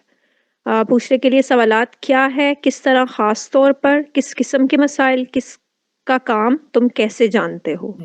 आज के बाद मुझे ऐसे लगा कि हम तो फिर सवालात ही करते रहेंगे जो कुछ हम सीखने जा रहे हैं। एग्जैक्टली ऐसा ही लग रहा है। ऐसे ही लग रहा कि और जी। ये है, मैंने देखा ना, जो जो बहुत लोग कीड़े निकालते हैं ना, वो वैसे हमारी थेरेपी कर देते हैं। क्योंकि जी। वो इतने सवाल करते हैं ना, इतने सवाल, और अब मुझे ये समझ आ चुकी है कि सवालात जो है ना वो मैं किस तरह से हमारे डिस्टॉर्शन बिल्कुल। डिलीशन को खत्म करते हैं। जी। ये कंपैरेटिव डिलीशन, एक सिंपल डिलीशन था, ये मतलब ये हवाला नहीं था तो वो हवाले वाला था, ये है कंपैरेटिव डिलीशन, इसको भी उर्दू में करते हैं। ये कंपैरेटिव डिलीशन, तकाबली हज़्फ़, ये तो मुश्किल लफ्ज़ है ना, हमें तो आते भी नहीं। चले ये कौन पढ़ेगा? ये थोड़ी सी रह गई, हम इनको पढ़ते हैं और फिर ये वाला काफी ज्यादा, ये 15 है ना, तो फिर जो है ना टेक्निक्स करेंगे। पढ़े या फिर कौन पढ़ेगा? पढ़ लेती हूँ मैं। ये पढ़ो पढ़ो। ये बताना ज़रूरी है कि किस चीज़ का मवाज़ना किया जा रहा है। मुश्तहरीन तकाबली हज़फ करने में बहुत अच्छे हैं। वो मुझसे बेहतर है। हाँ। पूछने के लिए सवालात, आपसे बेहतर कौन है? वो तुमसे बेहतर कैसे है? वो तुमसे बेहतर क्या है? वॉशिंग पाउडर 50% बेहतर है। पूछने के लिए सवाल क्या से बेहतर है? वैक्यूम क्लीनर ज़्यादा मौसर है। सवाल पूछना क्या से ज़्यादा मौसर, या मतलब किससे ज़्यादा हाँ, मौसर? ये देखिए ना, जी। जो हम उसमें स्क्रिप्ट लिखा होता है कि आप मेरी आवाज सुनते जाएंगे और ज्यादा गहराई में आप रिलैक्स होते जाएंगे। अब वो क्वेश्चन देखो, वो हिप्नोटिक लैंग्वेज है ना, किससे जी। ज्यादा है? किससे ज्यादा? वो तो नहीं, वो क्या है, वो और सुकून से सुन रहे हैं, वो तो खैर ज़ाहिर इलाज के लिए और बेहतर के लिए है ना, तो इसलिए ये दूसरा था सक्सेसफुल। बट की जगह जो है ना हमने एंड यूज करना है। वो जो मैंने पहले एग्रीमेंट बताया था लास्ट सेशन में कि अगर आपने किसी के साथ अपनी रेपो बिल्ड करनी है तो एग्रीमेंट करें, उसको पहले अप्रिशिएट करें, जो भी काम करें, जैसे बच्चे टीवी देख रहे हैं, कुछ भी है तो उसको अप्रिशिएट करें, उससे कहें मैं रिस्पेक्ट करती हूँ, फिर कहो कि मैं एग्री हूँ, फिर उसके बाद जो है ना एंड यूज करें कि आप उसके बाद जो है ना आप अपना, ये वही माइंड रीडिंग का हम कर चुके हैं। इसमें भी कुछ एग्जाम्पल है मुख्तलिफ। इसमें एग्जाम्पल ये है कि claiming to someone internal state, जो पहले हम पढ़ चुके हैं ये सारे को, you don't like me, example की वजह से मैंने ज्यादा चीजें और रखी। How do you know that I don't like you, recover source of the info. ये लास्ट परफॉर्मेटिव दूसरे नंबर वाला था, value judgement where the person doing the judging is left out. इसकी एग्जाम्पल है, it is bad to be inconsistence, why who says it is bad, again वही के जो कहने वाला इसमें वो गायब है। तो लास्ट परफॉर्मेटिव से जब भी कोई इस तरह की यूज करेगा तो हमें साथ साथ, खैर ये तो नाम ही याद हुए तो हमें क्वेश्चन का तो पता चल ही चुका है, और इन नाम को चाहे इसमें हमारा कोई वो नहीं रहेगा, क्योंकि हमारे ये कॉन्सेप्ट बन चुका है कि हमने इस तरह से डिग डाउन करना है कि उनके जो अंदर जो डिलीट डिस्टॉर्शन या जो ऐसी आदि इंफॉर्मेशन पड़ी हुई हैं उनको हम सरफेस पे लेके आए, कॉन्शियस पे लेके आए, और उससे हमें पता चले। उसमें चाहे हमें ये याद हो या ना हो, आहिस्ता आहिस्ता चीजें जब यूज करेंगे तो याद भी हो जाएंगी कि किसके मुताबिक, how do you no it is bad. इस तरीके के सवाल तो हमें समझ आ गए। काज एंड इफेक्ट ये है कि where cause is wrongly put outside itself, you make me sad, आपने मुझे उदास किया, हाउ स्पेसिफिकली, कैसे मैंने आपको उदास किया। ये कॉम्प्लेक्स इक्विवेलेंट, इसमें भी कुछ और मिसाल है, she is always yelling at me, she does not like me, ये बच्चे अक्सर कहते हैं। तो इसमें सवाल है, have you ever yelled at someone you like, आप किसी पे आपने कभी गुस्सा किया जिसको आप पसंद करते हैं। तो उसमें ये साफ मतलब बच्चा तो ये सोचता है कि दो चीजें उसने वो है ना कॉम्प्लेक्स, एक तो ये कि वो मुझ पे चीखती हैं, दूसरी उसने रिजल्ट खुद ही साथ लगा दिया, दूसरी स्टेटमेंट कि वो मुझे प्यार नहीं पसंद नहीं करती। तो अब उसमें यह कि आपने कभी किसी के ऊपर गुस्सा किया जिसको आप पसंद करती हैं। तो इस तरह से जो है ना रिकवर प्रिस्पोजिशन, इसमें भी एग्जांपल देख लेते हैं। If my husband knew how much I suffered, he would not do that.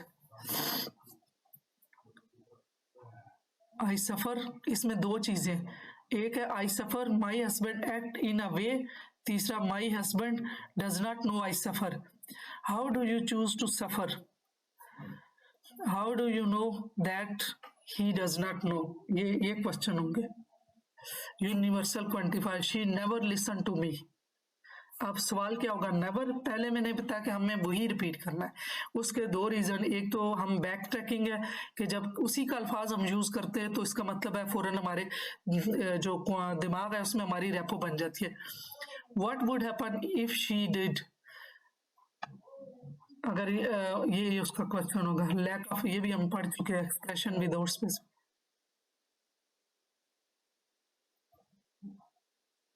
देखो example, you will enjoy it more, that one is better, ये जुमले हैं। क्या हम ज्यादा एंजॉय करेंगे, दैट इज बेटर, किससे better. You will enjoy better, किससे बेहतर एंजॉय करेंगे, दैट इज मोर डिफरेंस, किस क्या चीज है जिस कंपैरेटिव में जो जिससे मेजर डिफरेंस है between learning in this way. You are going deeper and deeper, ये देखिए ये स्टेटमेंट। सूनर और लेटर यू विल अंडरस्टैंड, ये जुमले हैं हिप्नोटिक लैंग्वेज के। अब ये आगे एग्जांपल है। अब ये कौन से क्वेश्चन, ये देखें, and everything, every single thing that you can learn, ये university quantifier, can't you, one can learn, you know, lack of referential index. अब ये है कि कुछ चीजें ऐसी ये थी कि जिसके ये जुमले बने हुए हैं और इन जुमलों में ये बताया गया कि ये है। अब आप भी कुछ जुमले अपनी तरफ से बनाइएगा। अभी ये सारे मैं पढ़ लेती हूँ कि कौन कौन से जुमले हैं जिनमें ये कौन कौन सी जो है ना वो एग्जाम्पल फिट आ रही है, कौन सी यूनिवर्सल क्वांटिफायर है, कौन सी referential index, lack of referential index है, कौन सी डबल बाइंड। डबल ब्लाइंड जो है वो 10 वाला, ये अभी हमने 15 है ना, तो हमने सारे बीच में आते जा रहे हैं, कुछ कुछ हम पढ़ रहे हैं। Because you might want to learn quickly और स्लोली, ये double bind. Do you know how to relax deeply, conversational postulate, ये भी एक वो है मेटा हिप्नोटिक लैंग्वेज है, ये अभी हमने पढ़ी नहीं है, ये कन्वर्सेशनल पास्टुलेट और double blind. John Grinder says that Milton Erickson like to tell stories, expanded quote, ये मैं पहले बताऊँ। ये you are sitting here listening to me, pace current experience, ये you are sitting here listening to me, ये वाली example है इसकी पीस करंट एक्सपीरियंस की, वो भी अभी हमने नहीं पढ़ा। I know that you are wondering, mind reading. अब I know you are wondering, ये किस चीज में आएगा, माइंड रीडिंग में, क्योंकि मैंने क्लेम किया दूसरे के दिमाग, दूसरे के बारे में कि मुझे उसके बारे में पता है कि वो उसका माइंड जो है वॉन्डरिंग है, तो ये माइंड रीडिंग में। And it's good thing to wonder, lost performative, किसके मुताबिक, बताने वाला नहीं है, it's good thing, simple good thing. किसने कहा, जैसे किसी डॉक्टर ने कहा, किसी रिसर्च ने कहा, किसी विजडम वाले ने कहा, उसका नाउन नहीं है, उस बंदे का नाम नहीं है, तो ये lost perform. Because if you are wondering, cause and effect, then that means complex equivalence. Then और दैट, इसका मतलब है ये जुमले में, that you are about learn something new, comparative deletion. And everything, every single things that you can learn, universal quantifier, ये पहले हो भी गया।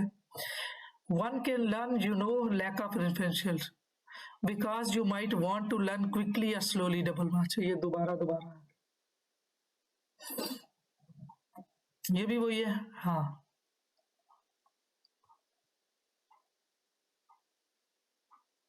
एक आध बीच में चेंज होती है, बाकी सारी वही चीजें। ये क्वेश्चन है और इनमें ये बताया गया कि इस जुमले में, इस सेंटेंस में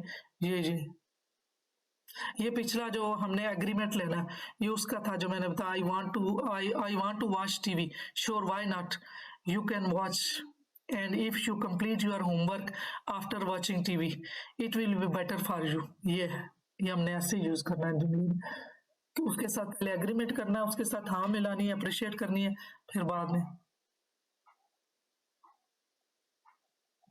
ये और एग्जांपल है। I have to take care of her, what would happen if you did or did not, I can tell him the truth, what prevent you, आप मतलब आप नहीं बता सकते झूठ, आई कांट, आपको कौन क्या चीज ऐसी रोक रही है कि आप सच नहीं बता सकते। There is no communication here, who is not communicating, what to home. चले ये सारे मैं आपको सेंड भी करूंगी, वही चीजें बार बार आ रही है जुमले समझने के लिए, ये वही कि इन जुमलों से पता चल रहा है कि काज इफेक्ट क्या, 5 से भी पता चल जाए ना तो और यूज भी करना शुरू करें। ये तो 6 तक तो ये है, मैप इज नॉट टेरिटरी, इसके बारे में नहीं हुआ। ये 6 है, क्वांटिफायर के नाम देख लें, साथ साथ लिखा भी हुआ है। Mind reading, I know you are angry, lost performative, breathing is good, cause and effect, if you can hear my voice, complex experience, life is learning, presupposition, map is not the territory, university quantifier, everyone is good, lack of referential index, example people can change, कौन लोग, कैसे लोग, comparative deletion, example you will enjoy it more, that one is better, example is not it, peace, current experience, internal and external experience, example as you listen my sound your subconscious mind agreeing with me, double blind, creating illusion of choice, example do you want to pay fee now or tomorrow, अगले को ही choice दे दी और ये double blind है, अलूजन create की, जिसमें पहले मैंने इसमें थोड़ा सा वो भी बताया था कि चॉइस दूसरे पे छोड़ देना। तो ये कौन सी वाली लैंग्वेज का पैटर्न है, 11 और डबल माइंड, ये वही चीज है।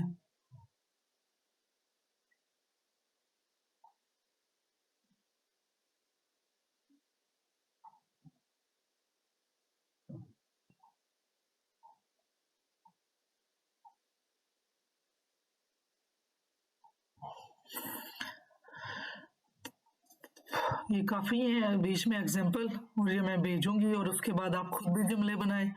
ये काफ़ी ज़्यादा सारी मैंने वो की थी कि ताकि हमारा थोड़ा दिमाग खुले।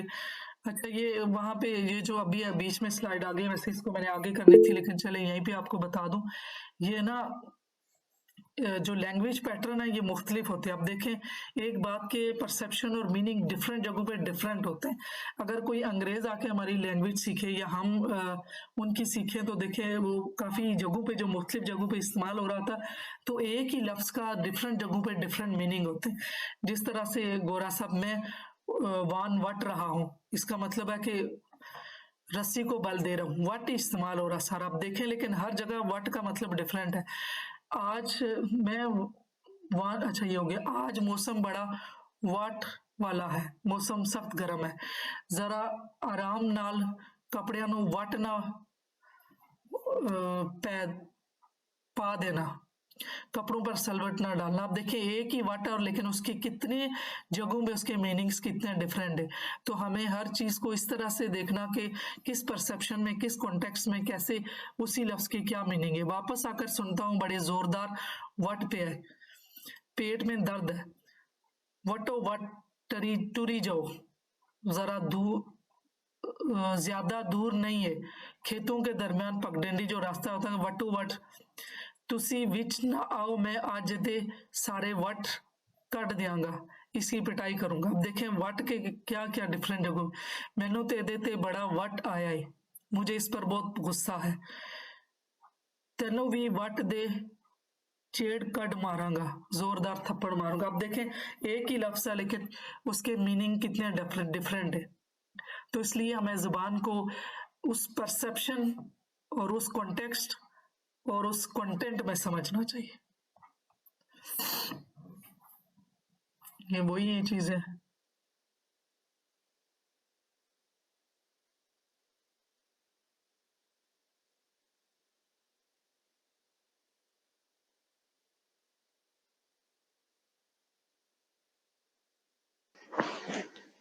जी मैम, ये वट वाली मिसाल आपने बहुत अच्छी दी है, इससे ना बिल्कुल अंडरस्टैंड हो गया सब कुछ कि वो अच्छा, वट हर जगह पे ना अलग अलग मीनिंग के साथ आ रहा है, बिल्कुल तो ऐसे क्लियर ही हो गई है चीजें। हाँ जी, तो फिर देखें वो डिलीट डिस्टॉर्शन भी तो हमने ये सारा इसीलिए तो सीख रहे हैं। इसमें अभी जो हमारा कॉग्निटिव बायस है वो 300 कॉग्निटिव बायस है। मैंने छोटी सी वीडियो जो है ना वो बनाई थी, जब मुझे ये चीज समझ आई तो इसमें इतना ज्यादा वो है कि जो पॉलिटिक्स में, जो जो जॉब सिलेक्शन में कितनी जगहों पे वो हमारा कॉग्निटिव बायस यूज होता है, जो हमारा मेटा कॉग्निशन जो डिस्टॉर्शन है वो यूज होता है कि हम जो दूसरे अगर कोई सिलेक्ट भी हो रहा है तो वो किसी पिछले के साथ कंपैरिजन हो रहा होता है, जो बंदा पहले आंसर क्वेश्चन दे के गया, उसका इंटरव्यू हुआ, उससे कंपैरिजन हो रहा होता है। ये मतलब न्यूट्रल, और बिल्कुल इंसान का दिमाग न्यूट्रल बहुत कम होता है। वही बात है, अपने ऊपर बहुत ज्यादा काम करना पड़ता है। जो इतने जो बिल्कुल अपने आप को सूफी और औलिया और वली बनते हैं, वो बिल्कुल खाली हो जाते हैं। वो अपने दिमाग से पहले से जो मेमोरी और सारी जजमेंट और ये सब चीजें खत्म कर देते हैं। तो हमारे अंदर तो यही सारी चीजें चल रही होती है, रियलिटी कहाँ है। और इसमें एक और मजे की बात यह है कि जब पहली दफा यहाँ पे जैसे नॉर्मल, यहाँ पे इस एक में एक मिसाल ये भी थी कि जैसे कोई कहता है कि माइंड रीडिंग में कि कोई भी रिलेशनशिप में हो सकता है, दोस्त हो सकती है, हस्बैंड वाइफ में से, बच्चों में से। तो अगर वो कहे कि मैं बहुत फन कर रहा हूँ, अब हमारे माइंड में चॉइस है कि हम फन को क्या टाइम मीनिंग दे। अब पहली दफा जो मीनिंग दे दिए कि मैं फन कर रहा हूँ, तो इसका मतलब हमने लगा लिया कि वो अय्याशी कर रहा है। और हमारे ज़ाहिर अपने दिमाग में वो हुआ क्या, दूसरी बार उसने यूज किया तो और स्ट्रांग हो गया बिलीव, हाँ ये ऐसा खराब है, उसके साथ हमने बैड मीनिंग अटैच कर दी। फिर जब वो तीसरी बार लफ्ज बोला गया तो उसका और स्ट्रांग हो गया बिलीव, और फिर हमारा वो माइंड में वो पिक्चर बन चुकी कि ये बंदा फन कर। अब देखें, ये सारी चीजें निकालें, फिर वहां यहाँ पे जैसा हम सोचते हैं वैसा ही होता है। तो फिर वो सारा कुछ तुम्हारे अपने इख्तियार में है कि हमने जैसे मीनिंग्स दे दिए और अगले शख्स के बारे में भी जैसा सोच लिया, और एक बार, दो बार, तीन बार सोचा, जितनी बार हमने वो अल्फाज हमें या हमारा इस तरह उनकी बातों से इंटरेक्शन हुआ कि उसने वही लफ्ज दोबारा यूज किया जो हमने पहले उसके मीनिंग अटैच कर लिए थे बैड के साथ, तो वो उतना ही स्ट्रांग होता गया। फिर इसी तरह अगर हम अच्छे किसी के साथ अच्छे मीनिंग अटैच कर लें तो पहले, दूसरे, तीसरे उसमें और ज्यादा स्ट्रांग हो जाएगा। ये selection restriction violation attributing intelligence, ये 13 है। Your chair can sport as you make these change. Your diary tells interesting tales. Your room explain your efforts. ये वाली तो बहुत यूज होती है। आपके कमरे से पता चलता है कि आप कितने साफ सुथरे, आप क्या काम करते हैं। Do you want to understand stuff now or later? वही ये वाला double blind. Do you want to go into trance before or after you sit down? ये भी डबल ब्लाइंड है ना। Are you learning NLP from my video or just listening me? And every single things that can learn will provide you with new insight and with new understanding, and you can learn, cannot you? आप देखें ये भी double blind. And पे जो है ना दो फिर क्वेश्चन है, can you learn, you know, and it is better to do that because you, peace and current experience. ये वाला 10 example, as you listen my sound you are subconscious mind agreeing with me, ये 10वें वाले के example है। Creating illusion, comparative deletion, किसने कहा, ये हम पढ़ चुके हैं, ये वाला भी हो चुका है। ये जर्नलाइजेशन है, everyone is wonderful, nobody is perfect, all things is to learn, there is always so much to learn.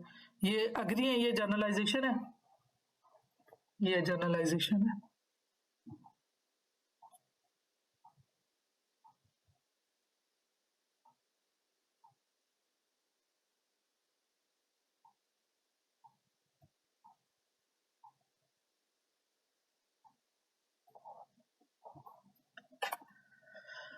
क्या टाइम हुआ, अभी बस करने जाके आज आगे और भी पढ़ना है। अभी ये इसको तो देखते ना, ये अभी लैंग्वेज का जो है ना मैं आपको बाकी भेजूंगी, इस पे आप काम करें, और फिर जो है हम बाकी चीजें, ये भी वही प्रीपोजिशन डिटेल वाला है। अच्छा, एक पहले भी रह गया, ये पीछे जो मैंने शुरू वाली स्लाइड आगे की थी वो इसलिए की थी, वो छोटा है मुझसे पढ़ा नहीं जा रहा था, और ये भी तो ये वही चीजें हैं जो अभी मैंने एग्जांपल दिए हैं, और साथ डिटेल में ये आपको साथ भेज दूंगी ताकि आप इस पे काम करें, उनको बार बार पढ़ें। और ये एग्जांपल भी है, डिलीट, डिस्टॉर्शन, और यही रियलिटी की ये मैप क्या है, फिल्टर क्या है, हम सेंस क्या करते हैं, और रियलिटी क्या होती है। अब ये जो शुरू में भी दिखाया था कि हमने क्वेश्चन कैसे करने हैं, देखिए noun, verb, limitation, restriction, universal के लिए all, every, never. Limitation restriction जो जिसमें पॉसिबिलिटीज और नेसेसिटीज के यहाँ पे हमने शुड और शुड नॉट लगाना भी है कि नहीं, हम बातों में लगा रहे होते हैं अगले के लिए इमरजेंसी और अब अगले को सबकॉन्शियस में लेके चले जाते हैं, लेकिन हमें वहां पे लगानी चाहिए जहां पे वाकई शुड की जरूरत हो। वर्ब हाउ स्पेसिफिकली, ये क्वेश्चन हमने ऐसे करने, noun who are what specifically, comparison too much too expensive not enough, ये अपने साथ रखेंगे, हमने ऐसे क्वेश्चन करने। जो एनएलपी में मॉडल काफी ज्यादा है, तो हमने जो अभी पढ़े, एक मेटा मॉडल पढ़ लिया, दूसरा मिल्टन मॉडल पढ़ लिया, सब मॉडलिटीज वाला पढ़ लिया, मेटाफोर पढ़ लिया, और काफी चीजें हमने इसमें से पढ़ ली हैं। अब हमने जो चीजें हैं कि इनमें हमने कैसे टेक्निक्स बनानी है और टेक्निक्स करनी है, तो वो टेक्निक्स करेंगे, जब आप यूज करेंगे तो आहिस्ता आहिस्ता फिर आपको खुद भी टेक्निक बनाएंगे। जब समझ आ जाएगी तो अपने क्लाइंट के तहत उसको मॉडिफाई करेंगे, क्योंकि बेसिक चीज तो वही है कि हमने उसकी एक तो एलिसिलेशन करनी है कि उसकी जो स्टेट है, जब हमने हमेशा स्टार्ट में स्पेसिफिकली जब हम एनएलपी के स्टार्ट में काम कर रहे हो तो उस वक्त हमने पॉजिटिव सिचुएशन को नेगेटिव सिचुएशन बाद में लाएंगे, पहले पॉजिटिव रिसोर्सफुल स्टेट लाएंगे, फिर जो है रिसोर्सफुल। बाद में आप जब इतने एक्सपर्ट हो जाएं तो आप कर सकते हैं कि नेगेटिव को पॉजिटिव के साथ स्टेट कर दें, और फिर उसमें ये है कि जो प्रेडिकेट्स और ये सारी चीजें आपको पता होंगी। फिर आप अपने क्लाइंट के तहत अपने देखना है कि मैंने इसको कैसे, कौन सी टेक्निक इसको आसान लगेगी, उसको एक्सप्लेन करेंगे, उसको बताएंगे, तो फिर वो टेक्निक यूज करेंगे। करेक्ट, ये मेटा मॉडल है क्या? Powerful question. इसमें क्या correct distortion, challenge generalization, recover deletion, ये हमने करना है इन क्वेश्चन से। अच्छा, ये आज मेरे ख्याल से क्या टाइम हुआ, ये थोड़ी सी इसके बारे में, ये एक रिहर्सल है कि आपने कैसे देखना है कि आपका क्लाइंट जो है वो मतलब उसकी सुजेस्टिबिलिटी कौन सी है, और उसमें ये है कि आप उसको ऐसे इमेजिन करवाएं कि आपके हाथ में एक बाल्टी है और आप जो एक हाथ में बैलून है और एक में बाल्टी है, तो आप उसे बोलते जाएं कि जो है ना बाल्टी में पानी और भर रहा, तो देखें कि बाल्टी वाला हाथ भारी होकर नीचे जाता जाएगा और बैलून वाला ऊपर जाएगा, तो फिर आपको इससे पता चल जाएगा कि इसकी सुजेस्टिबिलिटी ठीक है, और मतलब ये आपकी सुजेशन को ले सकते हैं और हिप्नोटिक स्टेट में जा रहा है। ये लाइट ट्रांस होती है, डीप नहीं होती।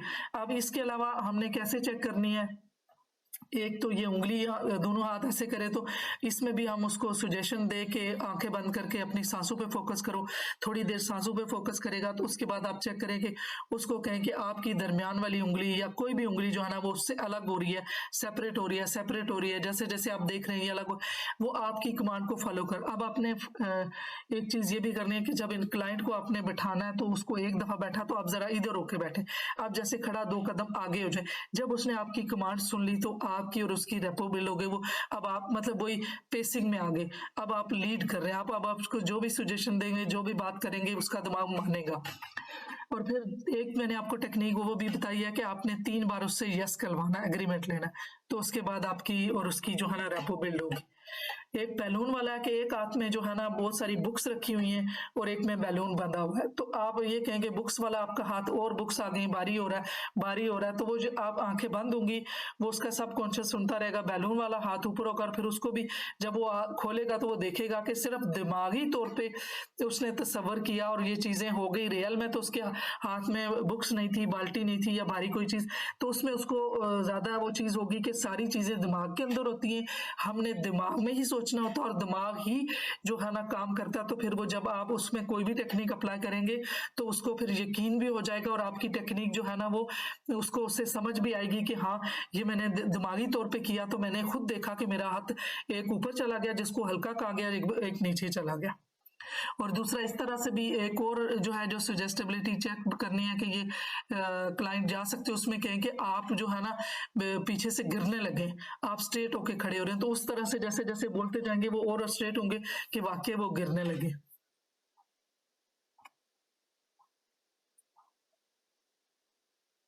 ये वो इस प्रीस पोजीशन है और इनके तहत जो है अब जैसे ये तमाम लोग अपनी सोच पर अमल करते हैं हकीकत पर में। इसमें रीफ्रेमिंग की टेक्निक्स हैं और रीफ्रेमिंग की में एंकर वाली भी हो सकती है और डिसोसिएशन वाली भी। हाँ, 3 परसेप्शन से देखने वाली, 3 तरह की, जो शुरू में बताया था कुर्सी वाली के 3 बंदे जो हैं 3 जगहों पे बैठ के और पहले खुद देखा, वहां पे अपनी सोच छोड़ दी, फिर दूसरी जगह पे देखा, सोच छोड़ दी, तीसरी जगह पे देखा और खुद को एज अ ऑब्जर्वर देखा कि 2 लोग वो देख रहे हैं और मैं भी देख रहा हूँ, तो ये परसेप्शन वाली होगी। और ये मैं आपको साथ साथ कराऊंगी, तमाम लोग ये वही हो गया। अब मेरे ख्याल से मेरा भी स्टेमिना खत्म हो रहा, पानी भी नहीं रखा हुआ, बाकी कल पढ़ते हैं, क्या कहती हैं? 1.5 घंटा हो चुका है, थोड़ा सा है ना वो कल पढ़ लेंगे। ये परसेप्शन इम्प्रूव रिलेशन क्या कह रहे हैं, या पानी पी के आऊं? अब कल बाकी पढ़ते हैं जो वो होंगी ना। और इस पे आपने काम करना और मुझे लिख के भेजनी है कि कौन सी जनरलाइजेशन में एटलीस्ट 6-7 तो मैंने कराई है ना, जो बिल्कुल सही क्लियर कट है। इन 6-7 के एग्जांपल लिखें और भेजें, क्योंकि जब तक करेंगे नहीं उस वक्त तक समझ नहीं आएगी। जी, ये सारी वो है कि हमने देखना है, कैलिब्रेशन है, सेंसरी एक्यूटी। इसीलिए हमने एक्सरसाइज की थी कि हमने कैलिब्रेशन करनी है। कोई भी एक्सरसाइज करेंगे, देखेंगे, तो सबसे पहले हमने वो जो क्लाइंट है उसको हमने देखना है। जब हमने उसको अगर पॉजिटिव जो उसकी स्टेट होगी तो हमने उसको ऐसे अल्फाज बोलने कि वो चाहे उसकी इमोशनल सुजेस्टिबिलिटी है, चाहे फिजिकल है, चाहे उसकी इंटेलेक्चुअल है, हमारे पास वर्ड ऐसे हों कि वो जो भी सुजेस्टिबिलिटी है वो उसको एक्सेप्ट करे। कि हम जैसे उसको प्रेजेंट उसको बोलेंगे, आप कोई भी जो सिचुएशन वो चेंज करना चाह रहा है अपने अंदर से, कोई उसकी स्टेट हमने बदलनी है, तो हमने उसको पॉजिटिव जो स्टेट में लाना है, तो उसमें हमने उसको अल्फाज ऐसे बोलने कि आप ऐसे देख रहे हैं जैसे अभी उस कंडीशन में, आप ऐसा सुन रहे हैं जैसे अभी उस हालत में, आप वही कुछ देख रहे हैं जो उस वक्त देखा था, आप वही कुछ सुन रहे हैं जो उस वक्त सुना था, आप वही कुछ महसूस कर रहे हैं जो उस वक्त किया था, आप वही कुछ आपको टेस्ट की फीलिंग आ रही है जो उस वक्त की थी। तो जो हम इस तरह से बोलते हैं तो जो क्लाइंट होगा वो प्रॉपर उसी स्टेट में जाएगा। अच्छा, फिर पता कैसे चलेगा? ये नॉन वर्बल बिहेवियर से पता चलेगा, उनके नोस्ट्रल से, उनके पीपल डायलेट से, उनके हार्ट रेट से, उनकी पोजीशन से, ये सारी चीजें हमें पता चल जाएंगी कि उनके जो आईब्रो मूवमेंट कैसे हो रही है, बाकी स्किन का कलर कैसे हो रहा है, और बाकी स्किन का कलर जब वो खुशी में होते हैं तो वो रेड, किस तरह की कंडीशन उनकी हो रही है जब खुशी की स्टेटमेंट जो उन्होंने रिमेम्बर किया है, फिर जब नेगेटिव स्टेट किया तो वो कैसे उनके पास आया, वो सारा आपके उनके चेहरे से, उनकी बॉडी लैंग्वेज से कैलिब्रेट करेंगे। जब कैलिब्रेट हो गया तो वहां पे या तो एंकर होगा या डिसोसिएशन वाली टेक्निक होगी, जितनी भी टेक्निक्स हैं वो तभी काम करेंगी जब हम कैलिब्रेट से ही करेंगे, कि उस इंसान को उस स्टेट में हम लेके आएंगे अपने अल्फाजों से, इस तरह से अल्फाज बोलेंगे कि उस बंदे को उस जगह पे वो चला जाए, वो जो उसको लगे कि वो बिल्कुल मैं अभी उसी स्टेट में हूं, तो वो हमें नजर आएगा। ये हमारी कैलिब्रेशन होगी कि हमने उसको नॉन वर्बली जो ना कैलिब्रेट करना है कि अब ये वाकई पूरा उसी स्टेट में है।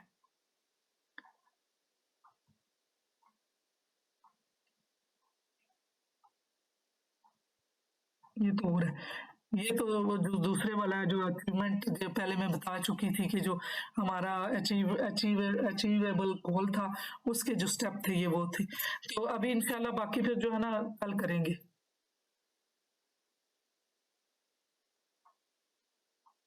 ये पढ़ लें, ये क्या, ये हम हमेशा वही बात करते हैं जो हम नहीं चाहते, लेकिन एक्सपेक्ट वो करते हैं जो हम नहीं करते।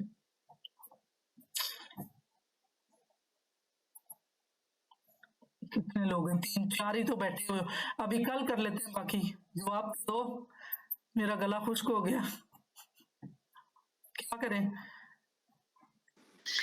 हम काफी देर से जवाब दे रहे हैं कि कल करेंगे। कल कर लेते हैं। वो आगे स्लाइड पड़ी हुई थी, मुझे नजर नहीं आया, अब मैंने खोला। हाँ ना, मेरा भी गला खुश्क हो गया।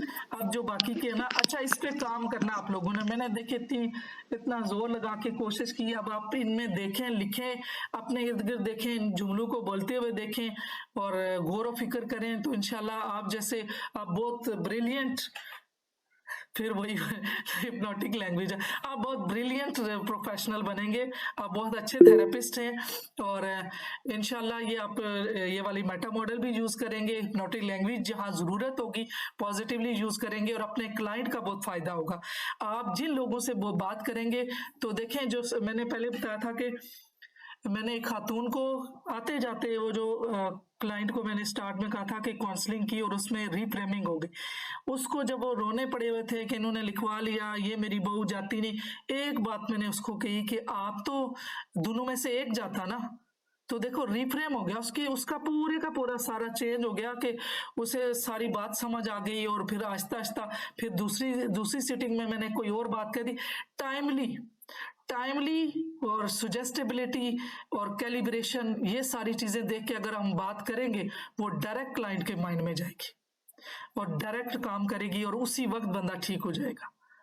और ये आगे बाकी डिटेल में सारी इंशाल्लाह कल ज़रा एनर्जेटिक होके और बाकी जो चीज़ें ना छोड़ के तो आपको अब टेक्निक्स बताऊंगी कि कौन कौन सी कैसे कैसे करनी है और किस तरह से करनी है, और बेसिक लिखा हुआ तो आपको मिल जाएगा। मैं बल्कि ईमेल अगर नहीं भी है तो आप दोबारा भेजें, कुछ बुक्स मैंने एनएलपी की डाउनलोड काफ़ी की हुई हैं, वो भेजती हूँ, आप दोबारा वो भी पढ़ें और बाकी देखें। जब पढ़ते जाएंगे तो और ज़्यादा समझ आती जाएगी, लेकिन जो प्रैक्टिकल है ना, वो प्रैक्टिकल वहां से नहीं मिलता। जो प्रैक्टिकल है ना, वो जिस तरह एक एक चीज मैंने आपको बताई है ना, वो आपको यहाँ से जो मैं बोल रही हूँ, जो मैं आपको बताऊंगी, अगर आपका कोई ऐसा वाकया जो बैड इंसिडेंट्स है उसको रिमूव करना है, तो वो चीजें भी यहाँ कर लेंगे, तो फिर हम जो है ना क्लाइंट को बहुत आसानी से करवा सकते हैं।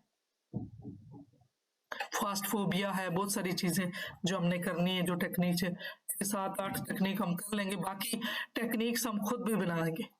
इंसान हर क्लाइंट के मुताबिक खुद भी बनाता है, क्योंकि वो जब आपको आ जाएगा 2-3 आप अप्लाई कर लेंगे, फिर आपको पता चलेगा कि अच्छा ये किस किस्म का क्लाइंट है, इसको मैं कौन सी वाली कराती हूँ, इसमें ये वाली कराऊँ, इसमें ये वाली कराऊँ, फिर वो उसमें आपको खुद बड़ी एक्सपर्ट हो जाएंगे और खुद आपको अपने ऊपर बहुत कॉन्फिडेंस आ जाएगा। बोले यस, टाइप करें यस। यस। यस आएगा इंशाल्लाह। अब इतनी मैंने कोशिश की है कि जोर लगा के ये सारी चीजें प्रैक्टिकल वे में हम समझें, ताकि पता चले। ऐसे तो ज़रा जो बताई जाती हैं किताबों से पढ़ेंगे करेंगे, लेकिन वो चीज़ नहीं आएगी। और अपनी अपनी हिप्नोटिक लैंग्वेज लिख के भेजें कि कौन सी आप यूज़ करते हैं, और अपने इर्द गिर्द किसको इस तरह के अल्फाज इस्तेमाल करके। मेटा मॉडल भी एक हिप्नोटिक और मेटा मॉडल जो क्वेश्चन लोग कर रहे हैं, वो भी देखें कि आपने देखे होंगे इर्द गिर्द कि जो गहराई में सवालों को कर रहे हैं, और कुछ लोग ऐसे होते हैं मुझे पता है इसको कौन भड़का रहा है। आप देखें ये भी, इसमें भी तो एक तो दो स्टेटमेंट हुई है कि मुझे पता है, एक क्लेम है माइंड रीडिंग में कि इनको कौन भड़का रहा है। अब दो चीजें, अब आपने इस तरह के इर्द गिर्द रोजमर्रा के आप देखेंगे तो बहुत सारे बिल्कुल डेली लाइफ की जो है ना एग्जांपल आपको मिलेंगी, और जो लोग इस्तेमाल कर रहे हैं, हम खुद इस्तेमाल कर रहे हैं, तो उसके ऊपर हमने काबू डालना है और अच्छा बोलना है। फिर जैसे छोटे छोटे बच्चों को, जैसे गंदा बच्चा, वो देखे मैंने खुद ऑब्जर्व किया, जब मैंने ये देखा कि मैंने कहा फला ये जब बच्चा बड़ा होगा तो इससे पता चलेगा गंदा बच्चे के मीनिंग क्या है, तो इससे अपने इसकी सेल्फ एस्टीम तो कम होगी। तो ये किसने की? ये हम खुद ने, इस माशरे ने, इस सोसाइटी ने, रिलेटिव्स ने, पेरेंट्स ने, कि हमने उस बच्चे को प्यार किया, साथ एंकर किया। तो जब कोई टच करते हैं तो एंकर हो जाती हैं चीजें। तो ये चीजें आप अपने इर्द गिर्द ऑब्जर्व करें और मुझे भी बताएं, लिखें, तो इंशाल्लाह आप अप्लाई करेंगी और मुझे आपके रिजल्ट से खुशी भी होगी, और मुझे भी अच्छा लगेगा कि आपकी क्लाइंट ठीक होके जा रहे हैं। और आपसे थोड़ा थोड़ा क्लाइंट को ऑब्जर्व करना शुरू करें। जो जाती हैं, लुबना आप जाती हैं, ये तो अभी मेरे ख्याल से स्टडी कर रही हैं, लुबना तो जाती हैं, तो आप तो करेंगे ना जो जरूर कर बताएं, है ना लुबना? आपने इस्तेमाल करने और फिर मुझे बताने, जी बिल्कुल बिल्कुल। क्योंकि तभी पता। और देखें अगर हम इस्तेमाल नहीं करेंगे भूल जाते हैं, और नहीं वो चीजें फिर याद नहीं रहती, जो हम प्रैक्टिकल में कर लेते हैं वो फिर याद रहती है। चलें, अपना ख्याल रखिएगा, इंशाल्लाह कल मिलते हैं और कोशिश करते हैं कि अगर कल में कवर हो गया ठीक है, नहीं तो फिर एक सेशन और रख लेंगे किसी दिन, ठीक है? क्योंकि चीजें सीखनी है ना बेसिकली, तो जितना सीखे उतना बेहतर है। ठीक है मैम, एक सेशन बल्कि मैं कह रही हूँ 2 और रख लें, ज़रा अच्छे तरीके से और हो जाएँगी। मुझे हाँ तो बहुत अभी समझ आ रही है चीज़ों की। हाँ, वो तो है, लेकिन ये है कि मैं भी थोड़ा सा बिजी हूँ ना, तो काफी ऐसा है कि मैं कोशिश करती हूँ कि कुछ ना कुछ कर लें, चीजें अगले की समझ में आए। ये तो मतलब फर्स्ट टच था ना, अब देखें आहिस्ता आहिस्ता ये जब ये दोबारा पढ़ेंगे, यूटिलाइज करेंगे, ये मैं आज भेजते भी हूँ और अपने अपने ईमेल भेजते, मैं हिप्नोटिक लैंग्वेज और कुछ जो बुक्स है ना, मेरे ख्याल से व्हाट्सएप पे जाती नहीं है, तो उसमें तो मैं अटैच करके फाइल भेज देती हूँ। तो कुछ के हैं भी, और आप ईमेल जो है ना इसी ग्रुप पे छोड़ दे तो मैं भेज देती हूँ, साथ साथ वो भी पढ़ें ताकि और कॉन्सेप्ट मैम क्लियर हो। मैंने